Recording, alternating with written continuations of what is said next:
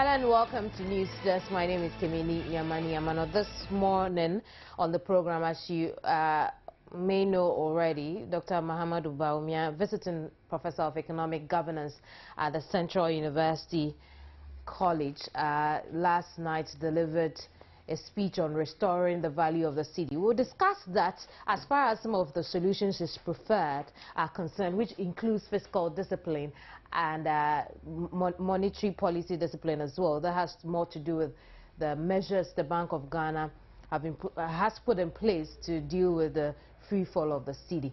Also, the Electoral Commission, as well as the political parties we have in this country, entered a consultative meeting as far as the C-172 is concerned. We'll deal with that matter as well. To what end is this? There were some disagreements here and there. We'll deal with it in the course of the program when we talk to our governance expert. Dagbon Peace Talk resumes. What should we expect from it? We'll find out from a conflict resolution expert how different this one should be from the first one. Don't forget you can share your thoughts with me on our social media platform on any of the issues you're discussing this morning. Joynews on TV, on Facebook. Emmanuel is on Facebook as well. And I tweet at Kemini or at Joynews on TV. I'll be more than glad to share your thoughts with the rest of us here on News Desk. Let's get into the first matter of the day. I'm visiting Professor of Economic Governance at the Central University College and 2012 presidential candidate of the New Patriotic Party, Dr. Bawuima, has said since the cedi was introduced in 1965, it has cumulatively lost 99.99% of its value against the US dollar. Addressing participants at the public lecture on restoring the value of the cedi, he noted in just the first 3 months of 2014, the cedi has so far depreciated by 16% compared with the depreciation in 2013, which was about 14.5%. Now, according to him, this has led to an increase in cost of doing business and cost of living in Ghana. Essentially, since 1957, the cedi has been on an upward trend. At independence, the West African pound was the legal tender. The exchange rate was equivalent to 73 pesos to the US dollar. By 1983, we were at 52 cedis to the dollar. By 92, it was 520 cedis to the dollar. By 2000, it was 7,047 cedis to the dollar.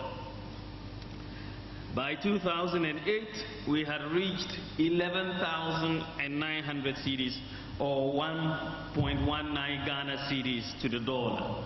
And by December 2013, we were at 2.2 Ghana cedis to the dollar, or 22,000 old cedis to the dollar.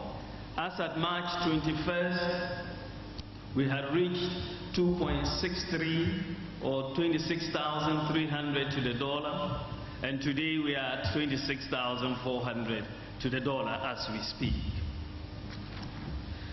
Cumulatively, Mr. Chairman, between 1965, when the cedi was introduced and traded at 1.04, to today, the cedi has lost 99.99% of its value against the US dollar.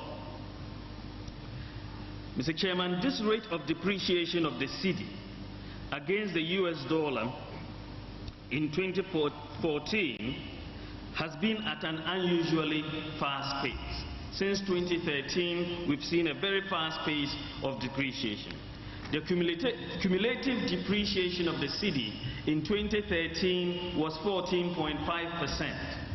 But in just the first quarter, and we are not even quite at the end of the first quarter of 2014, the cedi has depreciated by 16% so far.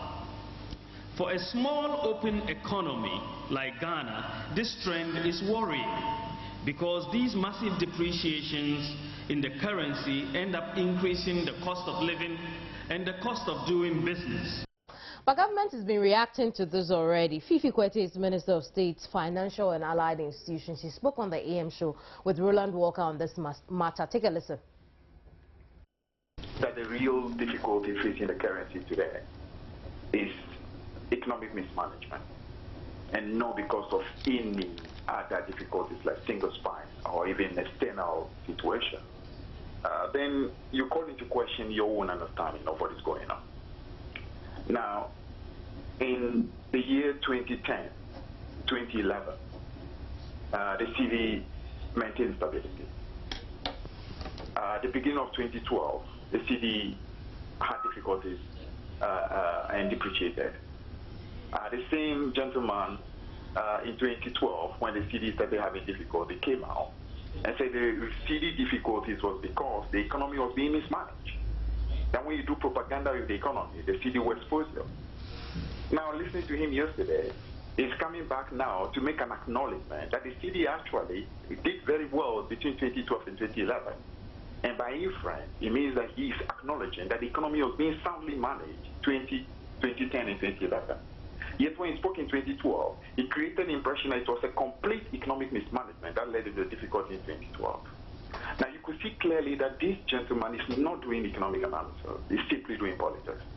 Because if he were genuine, he would have acknowledged that the problem that happened in the depreciation of the currency in 2012 was not because of mismanagement in 2010 and 2011.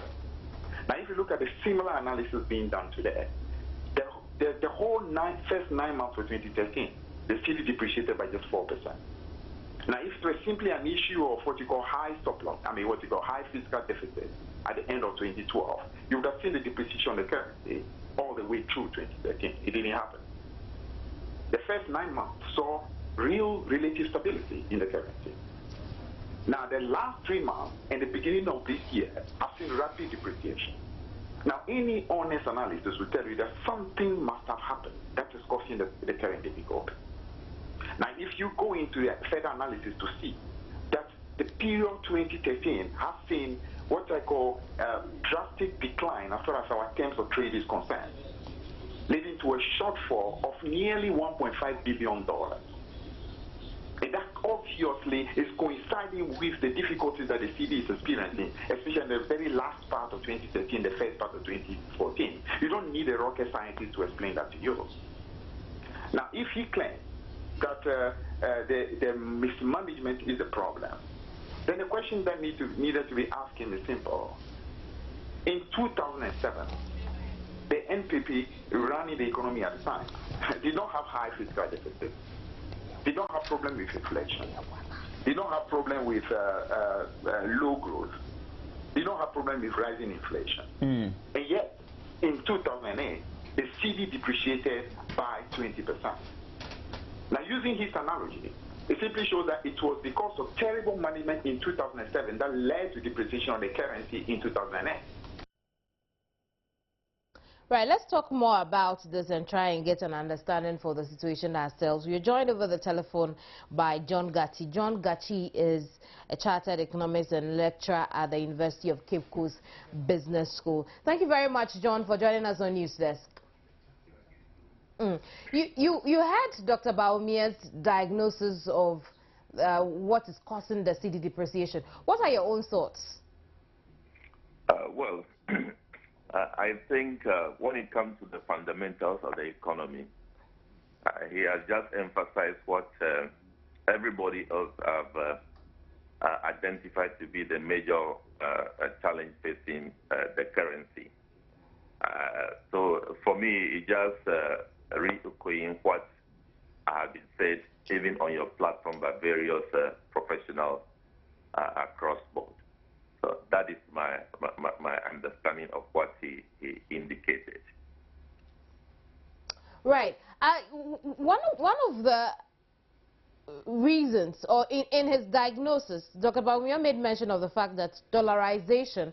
You recall, John, that when we're trying to tackle the fall of the cedi, we named dollarization, and others named the colonial economic structure, which we were left with by the British, the single spine pay policy. People named the U.S. tapering measures as some of the reasons that as our economy may be where it is now, or the cedi's free fall. But according to him, these may just be effects of how bad our fundamentals are.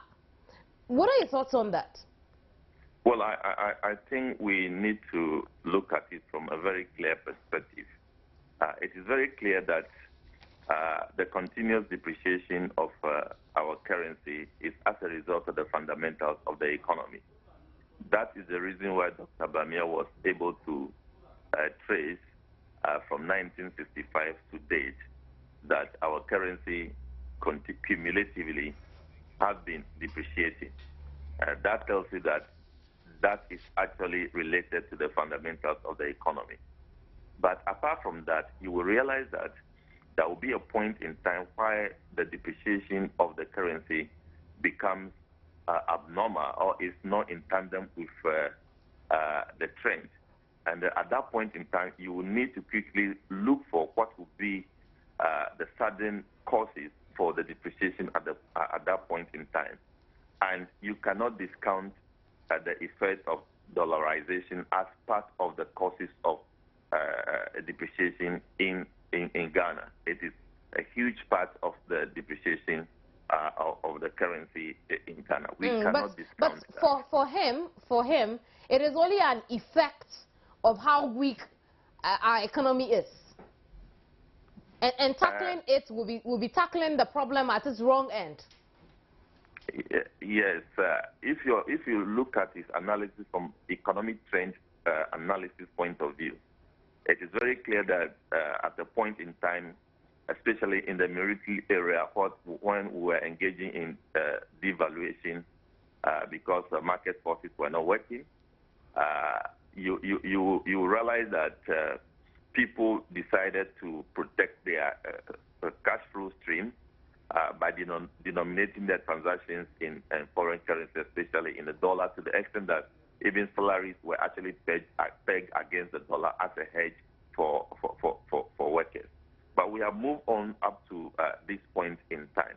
It is very clear to us that even though that may be part of the problems that relate to the fundamentals of the economy, you will not find any civilized economy in this world where dollarization will be allowed to thrive. That also strengthens the weakness of your currency. So you cannot leave it without dealing with it. That is actually a short-term measure to dealing with the overall weakness of your currency. After doing that, you need to focus on the fundamentals of the economy. So I do not think that we can just focus on the fundamentals of the economy, while another issue that is related to the fundamentals, which is dollarization, is left to thrive. That cannot help our cause. I see. Let's look at his take also on the single spine pay policy. We've spoken about the fact that, I mean, we've been told how the pay policy is weighing down the wage bill and how we needed to look at it again. Hence, we've seen a lot of talk with Labour. Government has entered a number of fora with Labour. But here we are, and the visiting professor of economic governance at CUC tells us that indeed that shouldn't be a problem at all, because Labour has actually been productive in years past. Well, that is problematic for me, because even trade unions do agree that their productive level is not the best, but they need partnership with government in terms of training, capacity building, provision of logistics and tools that they need to work in order to enhance their productivity. So that becomes very problematic when Labour do agree that there is some help that should come from government in order to improve their productivity. And then here is another discussion from Dr. Bawuima that Labour has always been productive. That is not in consonance with what the reality is on the ground. Very well. Let's go into some of the solutions Dr. Bawuima proffered. Starting with fiscal, he tackled fiscal indiscipline, where he's asked for a fiscal responsibility act. He's asked us to look back at our weak fundamentals. Let's take a listen to him, and then we'll come back and talk about it. That's fine. Government must admit that the economy is in a crisis, so that it can carry the country along and get public support for the tough remedial measures it may have to take. The denial must therefore stop. The problem will not go away by refusing to acknowledge it. There must be policy credibility to to assure markets and investors that Ghana is a safe bet. In this regard, government should resist the temptation to make new promises and commitments of expenditure for new programs when it is unable to even meet statutory payments. Such promises only serve to signal a lack of appreciation of the current situation and reinforce the loss of confidence in the economy. Mr. Chairman, government should also restore fiscal discipline by ensuring that we cut our coat according to our size. Revenue enhancing and expenditure reducing measures such as ensuring value for money in the award of government contracts through a transparent, competitive procurement process that minimizes sole sourcing. The lack of value for money results in major increases in government expenditure needlessly.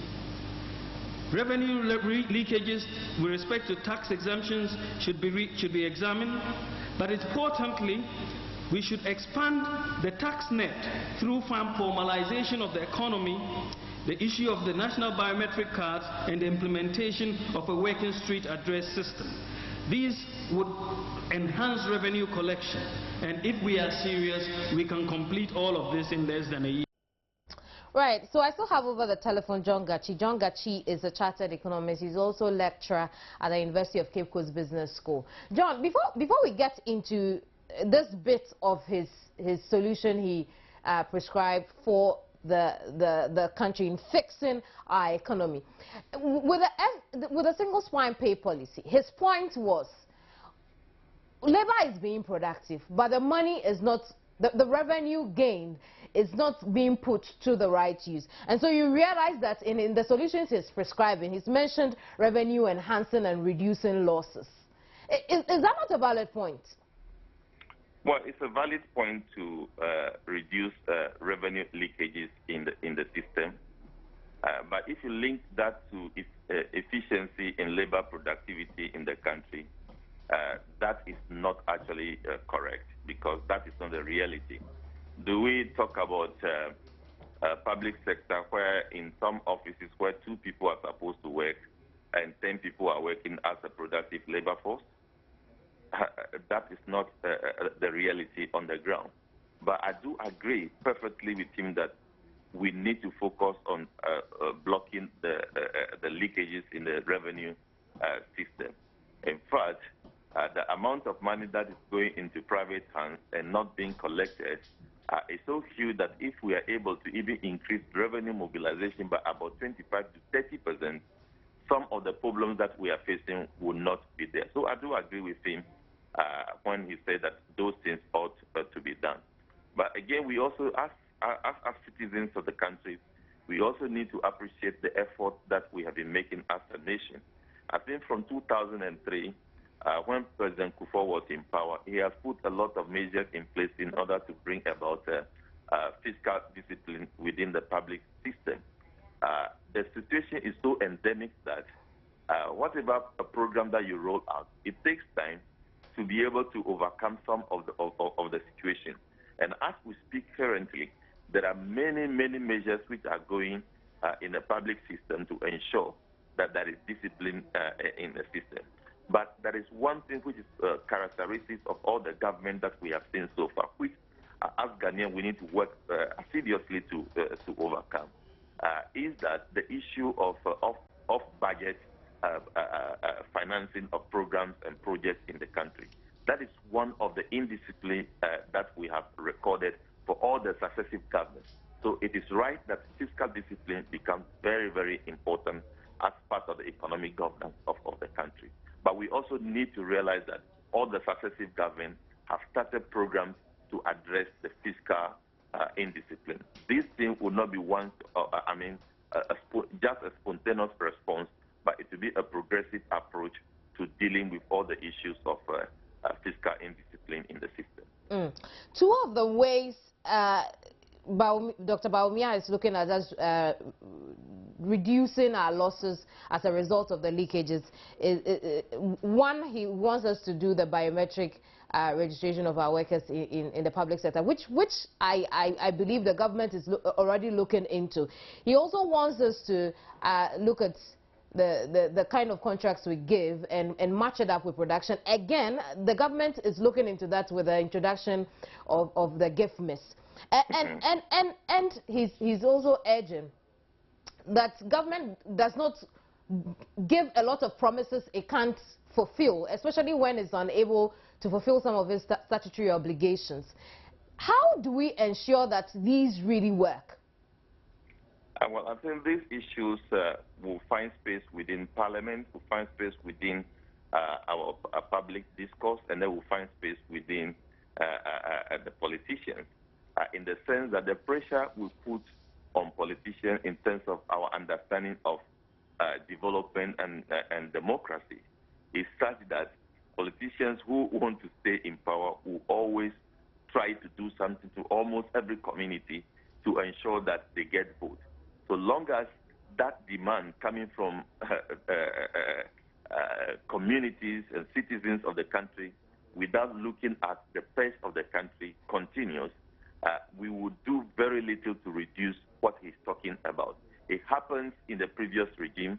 It is happening even now.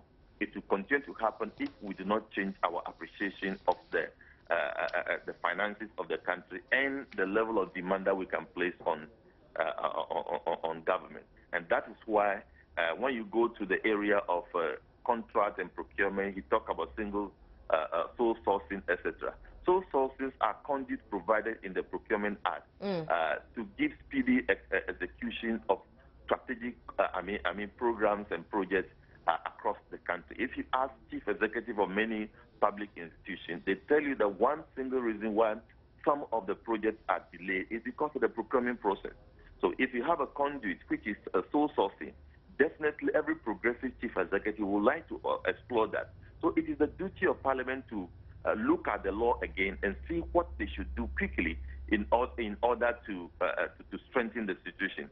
But I think if we are actually listening to what happens in the economy, it is also very clear that bills have been put in place, statements have been made over and over again to review the procurement law. So these are things which are already going on in the system, which we need to also appreciate those people who are managing the economy at this point in time, that they are aware of the situation and then they have put in place measures to actually address some of these issues. He also tackled the U.S. tapering measures, which are supposed to make U.S. bonds more attractive, and hence the fear that we may not be getting the kind of attention we used to. And for him, that is not enough to have effect on our currency here in the country.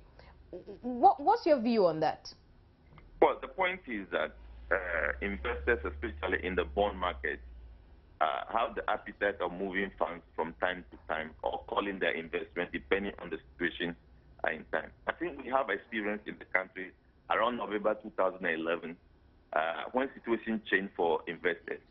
They started calling their investment in our fixed income securities in the country earlier than maturity, and that also put pressure on the exchange rate position of the country. So these are realities that do happen. So if investors, especially those who invest in our bonds and our fixed income securities, are sensitive to the announcement in the U.S. economy, definitely there will be some shifting of investment or reallocation of investment portfolio by these investors.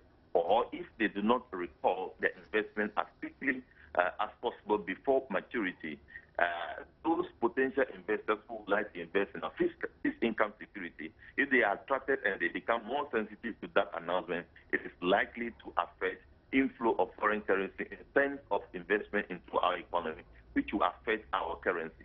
So we cannot downplay these global issues.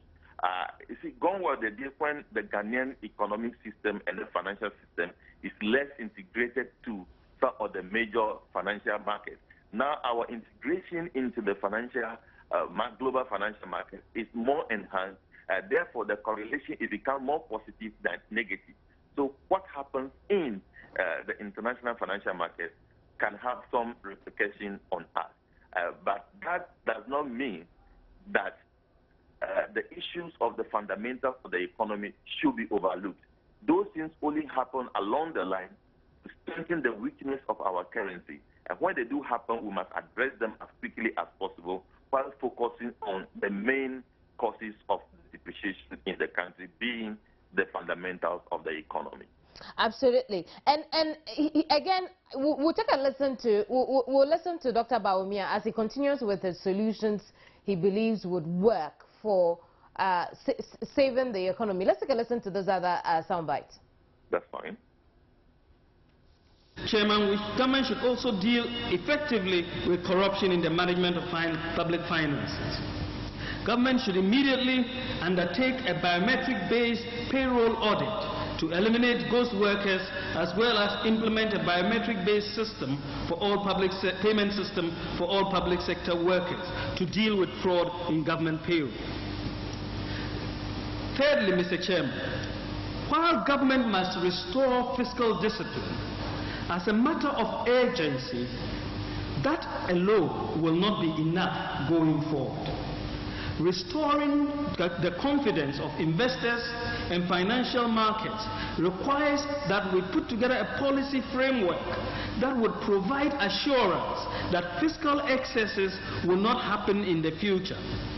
Successive governments have acquired the skill for restoring fiscal discipline for short periods, only to engage in discipline again, especially in election years. Ghana must therefore put in place an effective legal framework to make sure that the politicians on all sides are discouraged from wreaking havoc on the poor people of Ghana for their own selfish interests.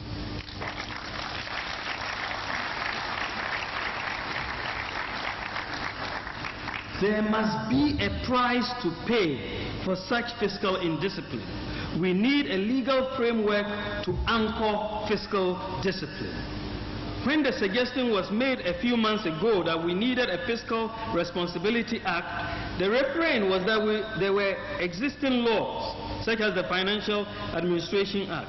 But these are obviously not effective, because they were unable to prevent the fiscal excesses of 2008 and 2012. The immediate passage and enforcement of a Fiscal Responsibility Act that has bite will be important in this regard if it is supported by political will. A fiscal responsibility law will require that governments declare and commit to a fiscal policy that can be monitored. It will include fiscal rules, including rules governing election year spending, provisions for transparency, and sanctions. Sanctions are very important, including sanctions on the executive. An announcement to this effect, along with actual follow-through, will boost the confidence of the markets and investors. Mr. Chairman, Ghana should also consider the establishment of a politically neutral and independent fiscal institution where the executive can be held accountable through rigorous analysis of the budget and fiscal risks, controls and commitments and expenditure. So an institution akin to, for example, the Congressional Budget Office in the US, which does independent analysis of all fiscal issues, will be helpful for us and should be considered. Right, and so we still have over the telephone John Gachi. He is just a chartered economist and also lecturer at the University of Cape Coast Business School. We'll go over to the telephone and speak to him pretty shortly after the break.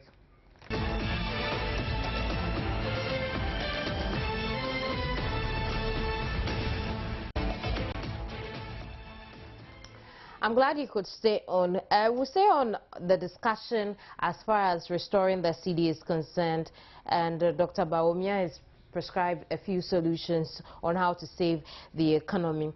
We have over the telephone John Gachi. He's a chartered economist. He's also lecturer at the University of Cape Coast Business School. Thank you, John, for staying on. Thank you, too. Right, so we had him. Fiscal Responsibility Act. I remember sometime in 2013, there was a consultative meeting here in Accra on how to come up with a Fiscal Responsibility Act though I'm not sure what's happened with that. But he mentioned fiscal responsibility.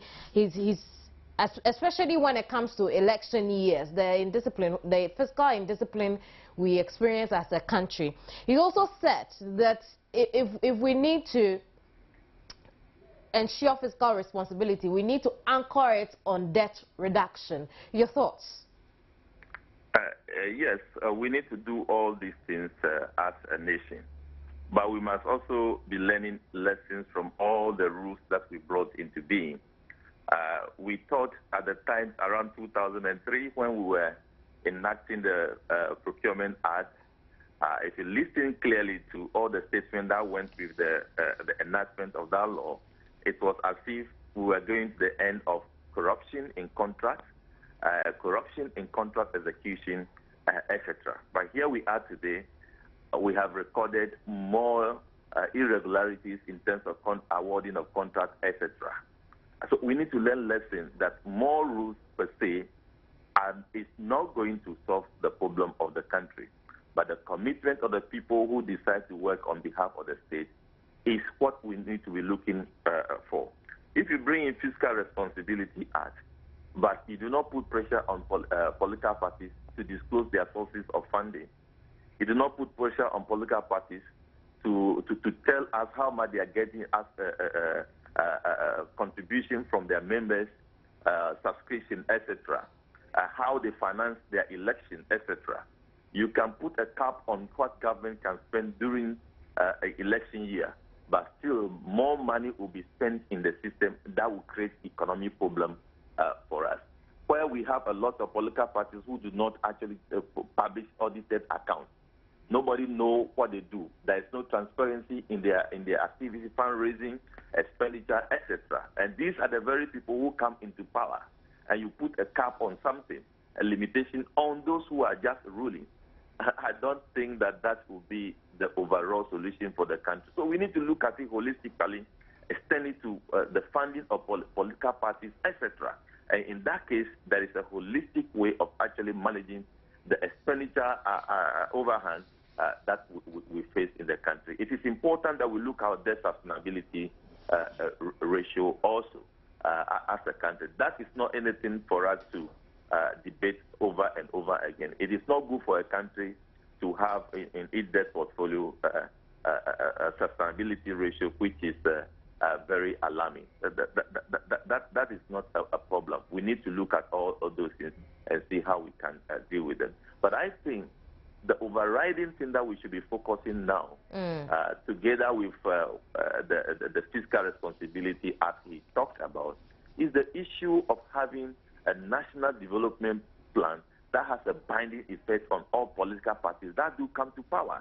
That is where the problem is emanating from, because we do not have a binding national development plan, long-term national development plan. Anybody comes and he wants to please the people of Ghana. That is the source of the problem.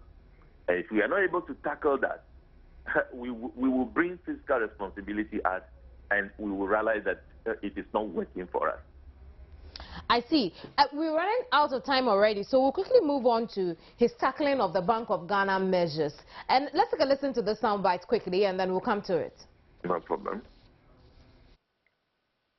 Mr. Chairman, to enhance the confidence of the markets in monetary policy, while at the same time strongly preserving the independence of the Bank of Ghana, the Bank of Ghana Act should be amended to introduce an accountability mechanism or process for breaches of the Act. Currently, the Bank of Ghana Act, when breaches are made, nothing happens. As I said, you breach Section 30, and it has just been breached, but nothing happens. There's no follow-through to make sure it's not done again. In addition to increased transparency, the Bank of Ghana Act should be amended to provide for regular reporting, say twice a year, by the governor to Parliament on the fulfillment of its responsibilities under the Act, including especially on the issue of central bank financing of government. The governor could appear before the Parliamentary Subcommittee on Finance, for example, in the same way as the chairman of the Federal Reserve in the United States regularly appears before Congress. So we could essentially give a lot of confidence to the markets if we change the legal framework for fiscal discipline as well as the legal framework for monetary discipline. Mr. Chairman, in response to the economic difficulties, government has resorted to increasing taxes on virtually every good or service. These higher taxes have served to increase the cost of doing business in Ghana, and compared with neighboring countries, would reduce economic growth. The fact is, import duties in Ghana are too high and discourage production and investment. Right, those were just a few of his solutions as far as monetary discipline is concerned. John, you heard him. Let's start first with amending the Bank of Ghana Act to help it take more action when there are breaches. One of the breaches he gave was the fact that the central bank had given too much money to government. In fact, he had gone beyond its 10% threshold. What are your thoughts on that? Well, clearly, if those things are done, they have repercussions for the economy going forward. So we need to check that. But I think since he's dealing with a constitutional mandated regulatory body like Bank of Ghana, I think Bank of Ghana should also come to confirm, because if you look at what he said, it's like there's no disclosure. So if there's no disclosure, even if he has insight into it, we will assume that that has not been disclosed. So I think you have a duty to call on the Bank of Ghana governor to disclose whether they are going beyond or not. That is the first thing. Then the second, he also talked about another issue of regulation. I think by saying that he's virtually supporting the step taken by Bank of Ghana. For example, why is the Bank of Ghana controlling foreign exchange accounts for those who hold such accounts? It's because of the misuse. Why is it placing some restriction on commercial banks? Because some commercial banks are wrongfully trading in foreign currency. So I think he's at this point telling us that some of the measures taken by Bank of Ghana were actually right by what he has actually said, which goes to indicate that it is not only the fundamentals of the economy which poses some threat to the strength of the currency, but from time to time, the behavior in the foreign exchange market can also pose some threat to the currency. And when you identify that, you must quickly deal with it. I do agree with him. You see, we are not so remote from the foreign exchange market. We are not so remote from those who work there. We do know that sometimes some banks do go against the foreign exchange rules, but we do not hear anything in the media. We do not hear anything from the Bank of Ghana website as to what sanctions have been preferred against those. So it is proper that he indicated that those things ought to be looked at critically. Right. John, let's try and get into the danger to the economy if the central bank exceeds this threshold of giving to the government. In fact, Bawuima likened it to printing more money. What is the danger when the central bank gives beyond its threshold, way beyond its threshold to government? Well, that has the possibility of sparking inflation in the economy. Okay. That is the basic thing. And then you know when there is inflation in the economy, it will affect a lot of economic dynamics in the country. It will have influence on interest rates in the country. It has effect on cost of doing business in the country, etc. So that is to the extent, that is the extent to which it is very, very critical that we need to look at. That is the reason why I am calling on the Bank of Ghana governor, being the head of the regulatory institution, to come out to clear whether it is true that he's going beyond the threshold. If it's not going beyond the threshold, we need to know. If it's going beyond the threshold, we also need to know, because that will inform us as to how we look at the way Bank of Ghana is performing its activities. He also spoke about the fact that, for instance, you were talking about the FCAs and the FEAs. For him, the forced conversion of people, repatriation export earnings, would only discourage people to keep their monies where they are. Can you come up with that point again? Right. You came up with a point of the FEAs and the FCAs. For Dr. Bawuima, forcing people to convert their repatriated export earnings into cedis will only force them to keep their monies where they are, and so we wouldn't even have the dollar that we need in the first place. Well, I see, when you implement policy, you give a timeline where you review the policy to see the effects that policy is bringing on board. So we need to give some timeline to Bank of Ghana to review the policy effects, and then we will know whether what other people are saying is the truth. As it is now, it's just a conjecture.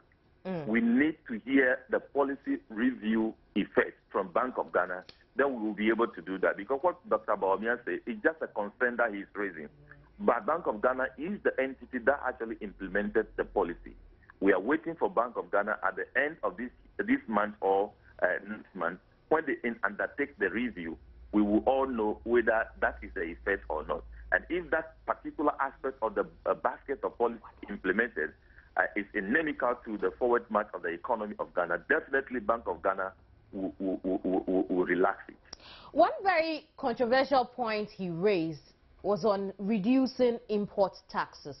The point that we have said time without number, that we are imports driven, we are import-oriented economy, and we need to reduce our imports. And hence, in the wisdom of our economy managers, they decided to put some restrictions on imports in the form of taxes. For him, a country like ours should take the risk of reducing taxes contextually.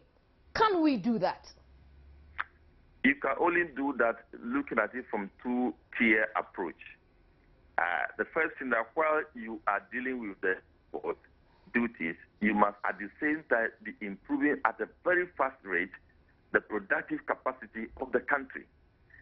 Because if you cannot do that, then you don't have any business touching the other one. It's just like going into redenomination. If you go to redenomination without concurrently deepening productive activity in the country, you have not done anything. So if you are going to deal with import, you must also be dealing with the productive capacity of the country. If you don't do that, it will be counterproductive.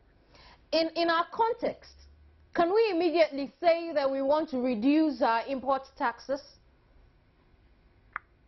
It is difficult to do right now. It is difficult to do because, look, the revenue base that we are talking about, it takes a process to increase the revenue base generally. You know that most of the businesses which are operating in the country, they are just doing trading. So even if you reduce the import duties, you are not going to enhance productive activity clearly. What you can do is to identify key economic sectors or key industry, key businesses, especially within the manufacturing sector, that you want to give some relief to in terms of the import duties that they pay on the import of intermediary goods or goods that they are going to use for onward productive activity in the country. That you can easily do by targeting, but you cannot do a blanket reduction in import duties. That will hugely affect your revenue mobilization in the short period, and that can also create its own problem for the country. So that is why I am saying that if you want to come out with a policy of review, downward review of import duties, it must go hand in hand with enhancing productive capacity, even at a more faster rate than the rate at which you are going to reduce import duties. If you don't do that, it will be counterproductive. Finally, John, with the background we have given so far, with the measures the Bank of Ghana has put in place, he's asked that the governor reports regularly, at least twice a year, to Parliament on his mandates as far as managing the money market is concerned.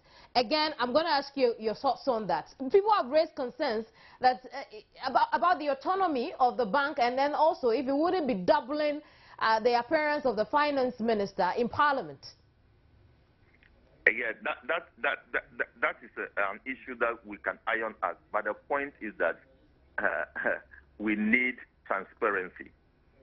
We need disclosure.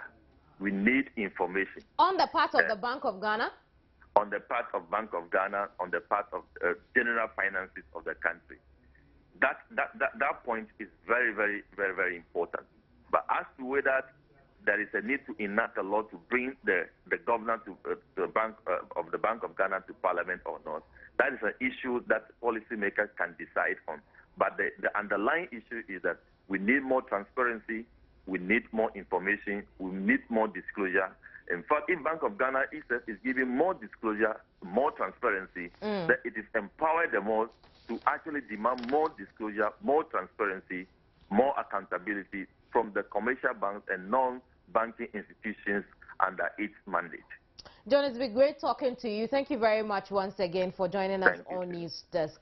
John Gachi is a chartered economics and also lecturer at the University of Cape Coast Business School. Move on quickly. There'll be more on this in subsequent broadcasts. I know it's been an interesting conversation, but we'll bring you more in subsequent broadcasts. Let's move on to a consultative meeting between the Electoral Commission and the parties, the political parties we have in the country. The Electoral Commission may just stand down the controversial no verification, no vote standard used during the 2012 elections come 2016. EC Chairman Dr. Farijan, at a consultative meeting on voter registration with the various political parties, suggested persons who are unable to be verified by the machines be allowed to vote, as denying such persons will be infringing on their rights. Interesting, right? Let's try and get an understanding of this. Let's find out how helpful, or perhaps not, this could be, because it isn't everybody, all the political parties who are agreeing on it. Over the telephone again is David Agbe. He's Executive Director at the Ghana Institute of Governance and Security. Thank you very much, David. Yes, thank you so much for the opportunity. David, your general view about this move? My general view, I think that it is good that the Electoral Commission has started engaging the political parties to ensure that, you know, come 2016, we wouldn't have those kind of problems that we continuously, you know, encounter during elections. So I think that it is good that they started the process, engaging all the stakeholders to, you know, really ensure that all those mistakes are, you know, eradicated. So in a general sense, it's good. I see. Now, what's going to happen is the fact that if the biometric voter machine is, or the biometric machine is not able to verify you via the thumbprint, you can just get two people to attest that indeed you're who you say you are. How helpful is that? I think that we do have a challenge in this country that all the time we are not trying to resolve. This matter could easily be resolved when we have all Ghanaians by, you know, the age of 18 years. If everybody could have these national identification cards, all these things could be eliminated. But government upon government are refusing to ensure by releasing funds for these people to do the good job by issuing everybody national identification card. It is delaying to the extent that we don't know who is holding it, whether it is the government, whether we are not getting funds for all those projects. I think that when we are able to get the national identification card, it will make things very simple for all of us, so that if you have your national identification card and you are Ghanaian, you have every legitimate, you know, this thing to go and cast your vote, to also, you know, show the way this country needs to be governed. Very well, so David. The national identification card is quite critical. Let me just say that the political parties are divided over this. What is the danger, or perhaps not, associated with making two persons? I mean, we don't even know who these two persons are. We don't know the guidelines when it comes to choosing these two persons. But what is the danger associated with having human beings attest to the fact that the other human being who is voting and can't be verified by the machine is indeed who he or she says he is or she is? I think that the politicians are continuously benefiting from the ignorance of majority of Ghanaians in this country. And that is why politicians are keeping us, in that quagmire of ignorance.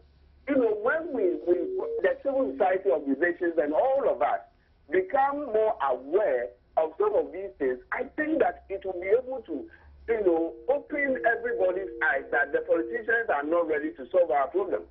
The reality is that why is it that Ghana, 57 years, we cannot get national identification card for each and every one, so that it will be able to reduce all these kinds of elements of vote rigging here and there.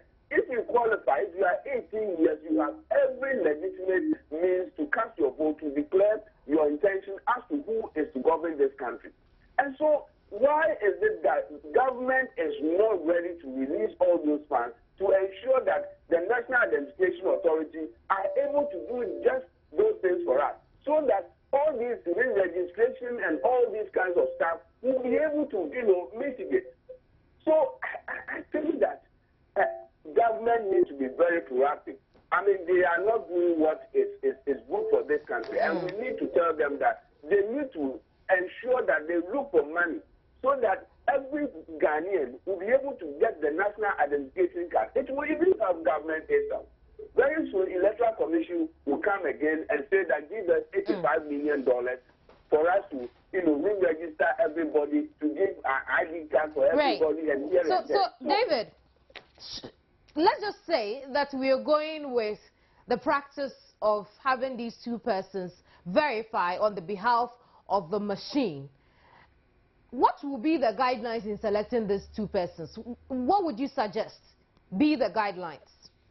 The guidelines, first of all, it should be the fact that you are Ghanaian, and then you want to exercise your franchise by casting your vote. So as soon as you have been identified as Ghanaian, you have every qualification, and then your mind is also very sound that you are not, excuse to say, you are not lunatic. If you have all the mental ability to demonstrate the fact that you want this person to be elected to rule this country, fine enough. That is the first qualification.